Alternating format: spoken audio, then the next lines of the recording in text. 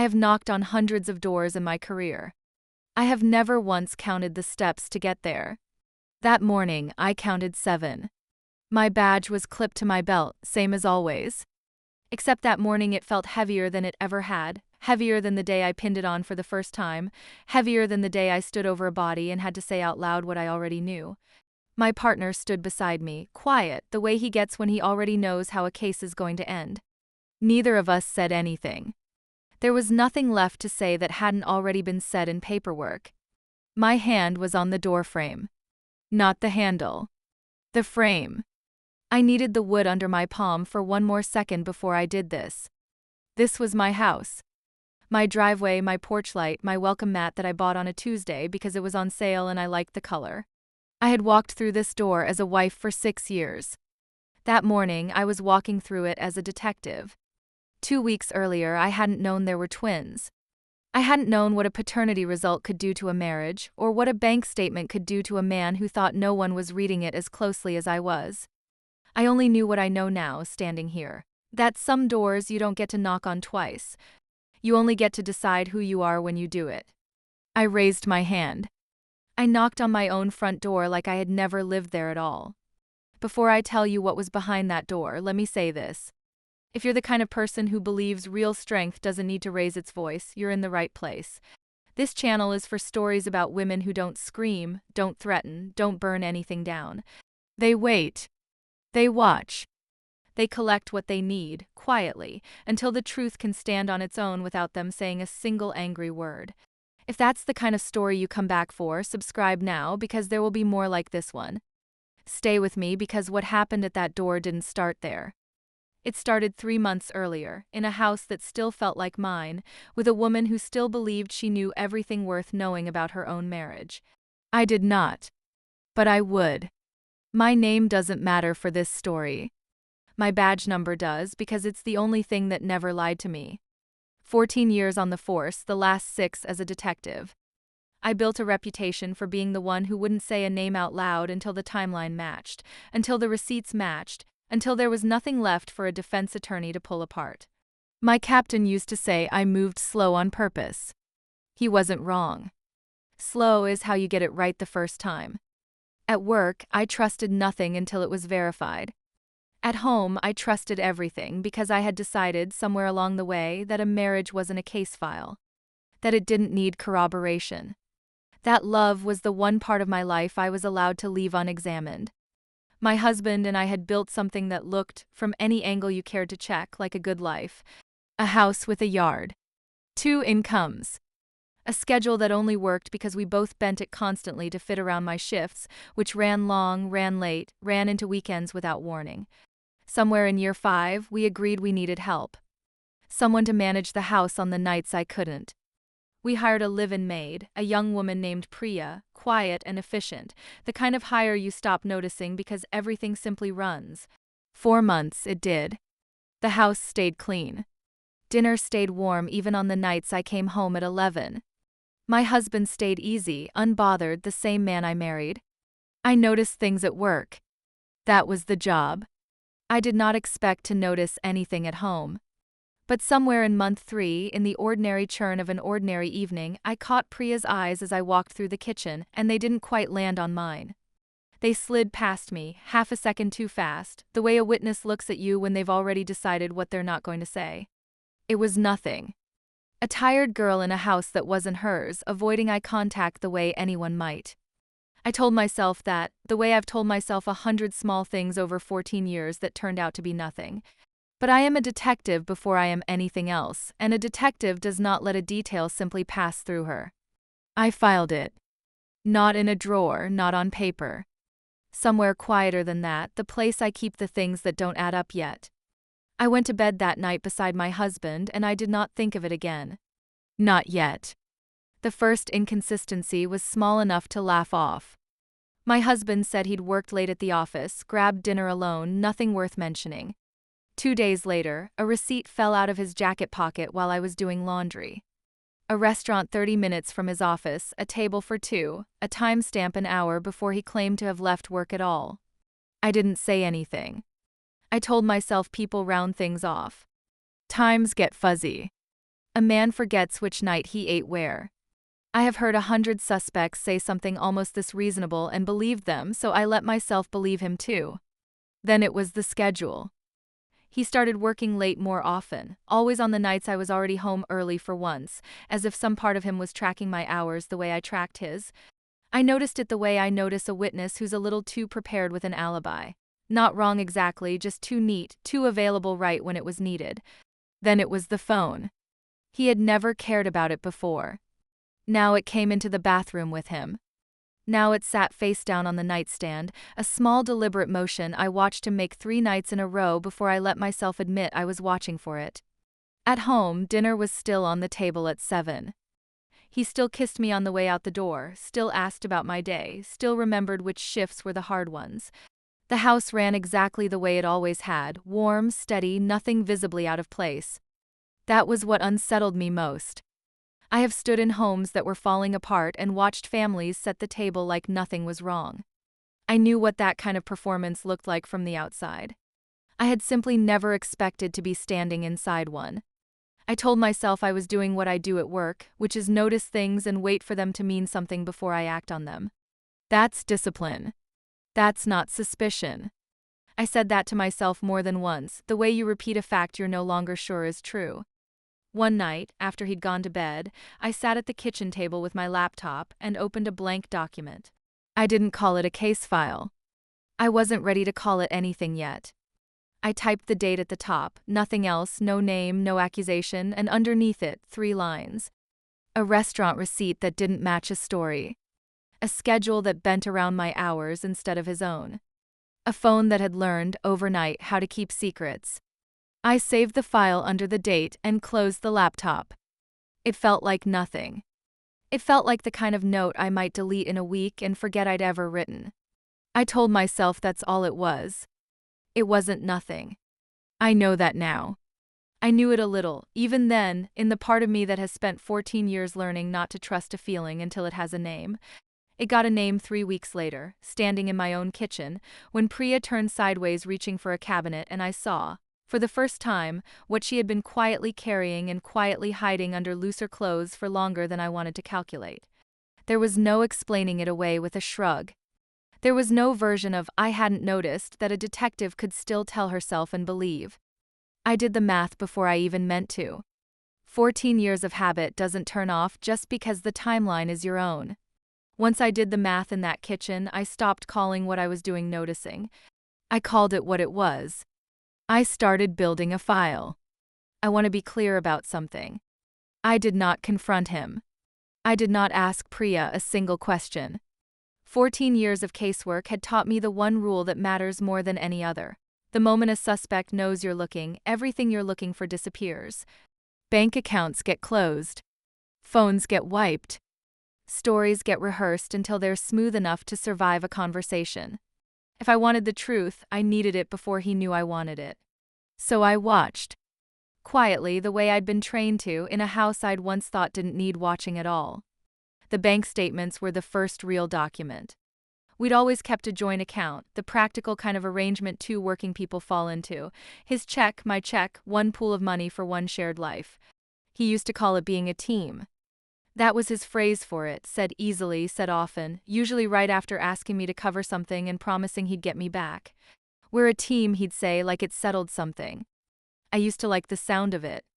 The statements told a different story than the phrase did. Over 4 months, I found cash withdrawals in amounts that didn't match anything in our life. 200 here. 300 there. No memo, no pattern I recognized from groceries or gas or anything a household actually needs. I built a simple spreadsheet, dates down one column, amounts down the next, and let it sit quietly on a flash drive instead of the shared computer. Then I found the lease. It came from a forwarded email I wasn't meant to see, an autofill error on an old laptop we shared for tax documents. A 1-bedroom apartment, 20 minutes from his office, first and last month's rent paid from our joint account under a transfer labeled, absurdly, home repair. I sat with that transfer for a long time. Home repair. I thought about the word team again and how easily a man can use a word like that while building an entirely different home with your money. The third piece came almost by accident. I was adding a line to our cell plan and found a number I didn't recognize, one that had been calling his phone daily for months, sometimes twice a day, always around the same time each evening, the exact window he'd started taking his phone into the bathroom. I didn't call it. I didn't need to hear a voice to know what a pattern like that meant. I wrote the number down and dated it, same as everything else. Transfers. A lease. A number. 3 receipts that had nothing to do with love and everything to do with a second life running quietly alongside my own, funded in part by money I had also earned. At home, nothing changed on the surface. He still said we're a team over dinner. He still reached for my hand in the car. I let him. I have sat across from suspects who complimented my coffee order 5 minutes before I read them their rights, and I did not blink then either. Composure isn't the absence of feeling. It's deciding when feeling gets to be useful. But a spreadsheet and a printed lease and a phone number aren't a case.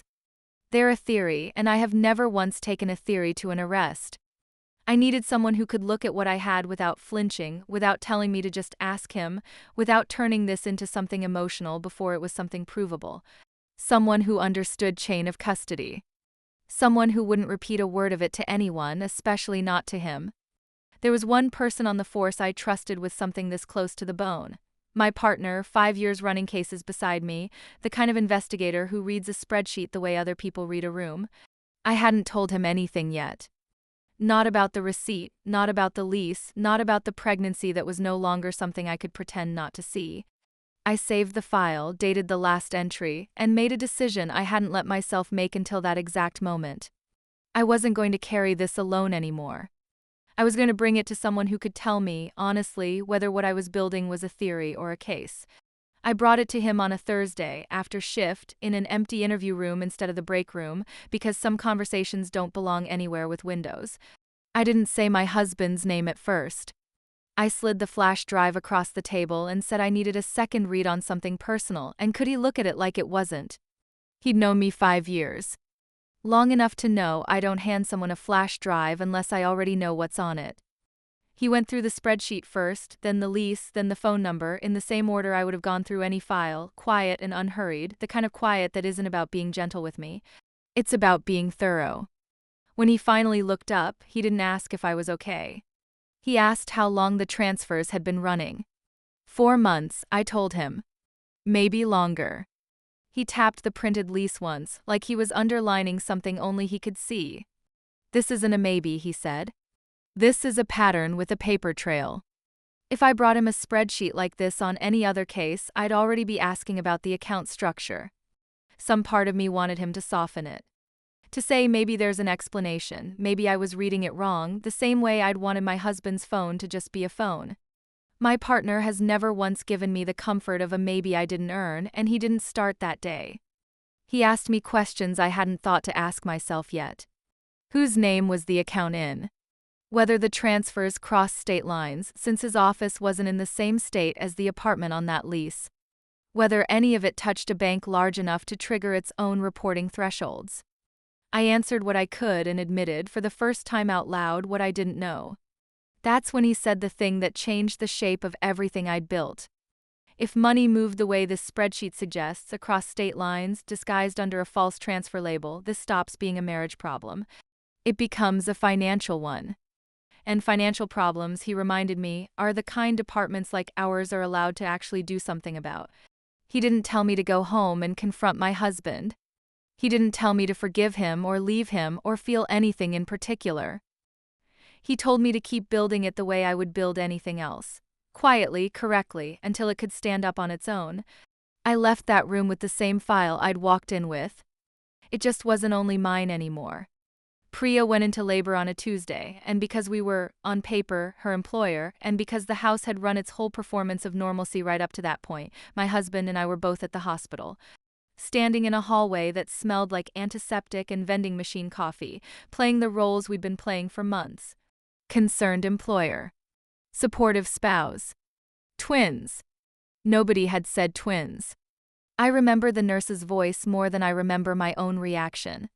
2 healthy babies, she said, and there was a particular pause after it, the kind I'd learned to recognize from years of watching people's faces catch up to information before their mouths do. Because once they were cleaned up and swaddled and brought out, there was nothing subtle about it. The same slight cleft in the chin. The same set to the eyebrows I'd been looking at across a dinner table for 6 years. A nurse said something about strong family resemblance, meaning it kindly, meaning nothing by it. My husband laughed, too quickly, the kind of laugh that fills a silence instead of responding to a joke. I watched him do it. I watched the half-second where his eyes moved to me and something in them flickered, just once, before he arranged his face back into pleasant confusion. I filed that flicker the same way I file everything. I didn't confront it. I didn't even let my own face move. Everyone else in that hallway performed shock beautifully. A co-worker gasped. Someone said, "Wow, incredible, genetics are wild," laughing in that nervous way people laugh when they've noticed something they're not allowed to say out loud yet. I stood in the middle of all of it, still, quiet, the way I stand at a scene where I already know what happened and I'm only waiting for someone else to say it first. I had already suspected this. I had a spreadsheet at home that had been quietly telling me this for weeks. What I needed now wasn't a feeling in a hospital hallway. I needed something that would hold up outside of it. I didn't ask my husband a single question that day. I went home and 2 days later, through channels that didn't run through him at all, I arranged for a paternity test. Not because I doubted what I already knew.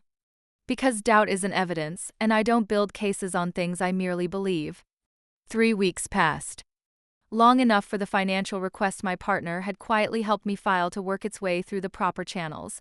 Long enough for a lab to do what labs do with careful, unhurried certainty. Both came back on the same afternoon. The paternity results, confirming what a nurse's kind comment in a hallway had already told a room full of strangers. And beside it, on the same desk, the financial documentation my partner had flagged 3 weeks earlier. An account, a lease, a pattern of transfers that had, in fact, crossed exactly the lines he suspected they had. I sat with both folders open in front of me for a long time before I closed them. I finally had what I needed. Not a suspicion. A case. I want to pause here for a moment because I know some of you listening have sat exactly where I sat that afternoon, 2 folders open on a desk, already knowing the truth long before you had a single piece of paper that could prove it. There's a particular kind of loneliness in that gap. The space between knowing something in your gut and being able to say it out loud and have it hold up. Most people never get the second part. They carry the knowing around for years, unproven, unspoken, because proving it felt impossible or unsafe or simply out of reach. I got lucky in a way. Proving things is my job. But I still remember what it felt like before I had the file. Just a woman standing in a hallway, watching a flicker cross her husband's face, with nothing yet to hold him to it. If you've ever had to build your own proof of something you already knew, tell me in the comments. I'd like to hear it. Because what came next, for me, was the part where knowing finally stopped being enough, and I started deciding what to do about it. Once I had both folders, I did what I would have done with any other case. I stopped acting like a wife and started acting like a detective, and the difference between those two things turned out to be almost entirely procedural. I brought everything to my captain. Not the marriage, not the twins, not any of the parts that would have made this a conversation instead of a case file. I brought the transfers, the lease, the interstate pattern my partner had flagged weeks earlier, and I let the numbers speak in the flat, unemotional language captains actually listen to. He read it the way I'd read it myself the first time, slowly then not slowly at all. Within a week, the request had moved through the right channels and come back with exactly what we needed to proceed. My partner asked me once, gently, if I wanted someone else to handle the actual visit. I understood why he asked. I told him no. I had built this file line by line, and I intended to be standing there when it closed.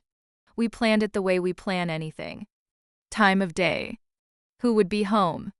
What needed to be secured before anyone had a chance to make a phone call they shouldn't. It was strange, doing this kind of planning for an address I knew as well as my own hands, because it was my own address. I knew which floorboard by the door creaked. I knew the porch light stuck if you flipped the switch too fast. None of that mattered anymore. That morning, it was just an address with a warrant attached to it. I got dressed like I get dressed for any other call. Not for him. Not for the marriage I'd once believed didn't need watching. I clipped my badge on the way I always do, checked that everything I needed was where it needed to be, and drove separately from my partner so there'd be nothing in our arrival that looked coordinated from the street. He was waiting for me 2 houses down, engine off, same as he would for any other job. We didn't talk much walking up. There wasn't anything left to plan that we hadn't already gone over twice. The house looked exactly the way it always looked. Porch light on, even though it was morning and someone had forgotten to turn it off. The welcome mat I'd bought on sale, still slightly crooked from the last time someone had wiped their shoes on it in a hurry. From the street, it was just a house. A good one, even. The kind of house that makes a family look solved. I stood in front of my own door the way I've stood in front of 100 others, waiting on a warrant, waiting on backup, waiting on the particular stillness that comes right before you knock and everything on the other side of that door stops being a question. My hand found the doorframe first, the way it had before, would under my palm steady. My partner glanced at me once. Not a question. Just a confirmation that I was ready, the same look he'd give any detective before any door. I was ready. I raised my hand, and for the second time in this story, though the first time you actually get to see it, I knocked on my own front door. This time, someone was going to answer. He opened the door in a t-shirt and yesterday's sweatpants, still half asleep, and the confusion on his face when he saw my partner beside me was almost funny, in the way that only makes sense once you know what's coming. He looked at my badge like he'd forgotten I owned one. Then he looked at my face, and whatever he saw there told him this wasn't a normal Tuesday. "What's going on?" he said. "Why are you knocking?" I didn't answer that. I stepped inside the way I've stepped into 100 houses that weren't mine, and for the first time, this one didn't feel like it was either. I set the folder down on our kitchen table. The same table where we'd eaten dinner at 7 o'clock nearly every night for 6 years, where he'd reached for my hand more times than I could count, where he used to say, without fail, whenever I offered to cover something or he offered to cover me, "We're a team."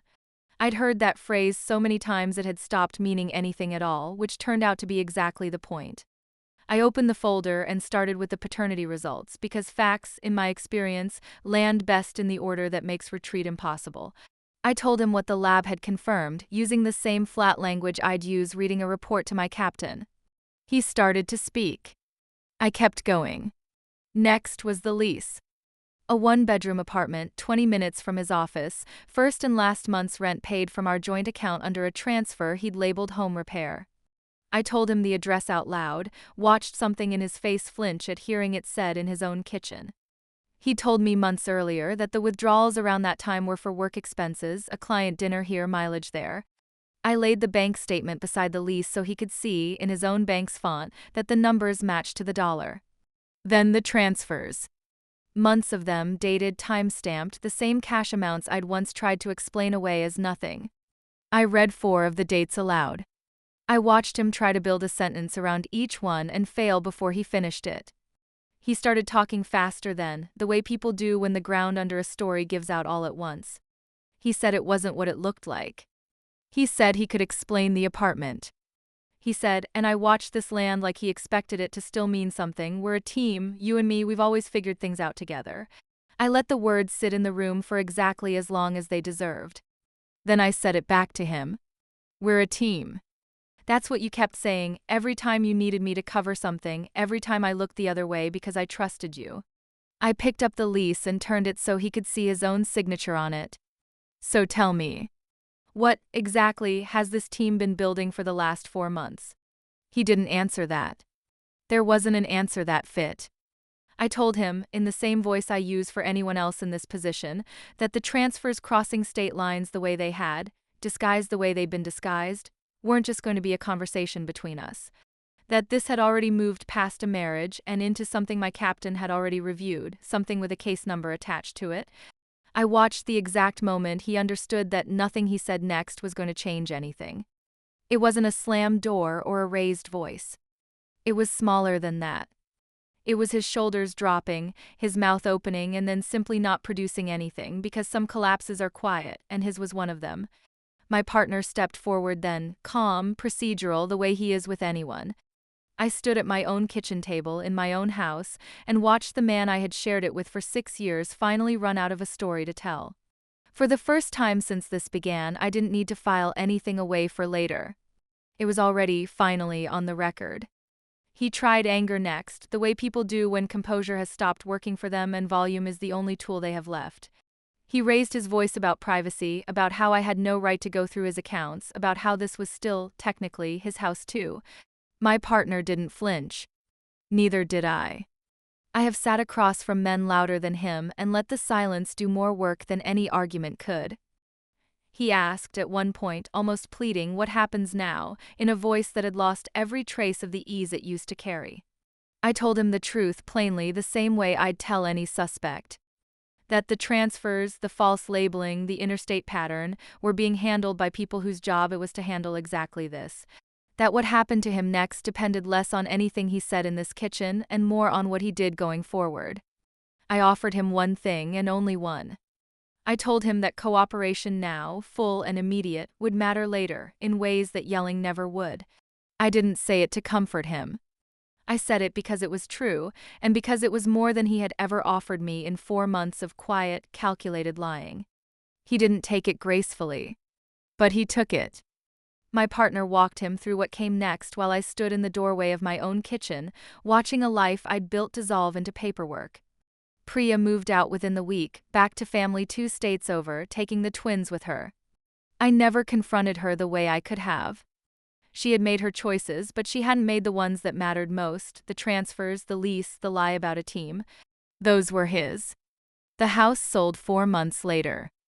I kept my badge, my case file, and considerably less furniture than I started with. I filed for divorce the same week the financial case was formally opened. I didn't need a lawyer to tell me what the evidence already made obvious. I had spent 6 years believing love didn't need verification. I know better now. A year later, my life looks smaller in the ways that don't matter and steadier in the ways that do. Smaller house, quieter mornings, a badge that still means exactly what it always meant. I still double-check timelines before I say a name out loud. Some habits aren't wounds. They're just who you are. People ask if I regret not screaming at him that morning in the kitchen. I don't. The file did what anger never could have. It held. If you've ever had to gather your own proof instead of raising your voice, I'd like to hear how it ended. Tell me in the comments. Because that's the only lesson I ever needed to learn from any of this. You don't have to yell to win. You just have to be right and be ready to prove it.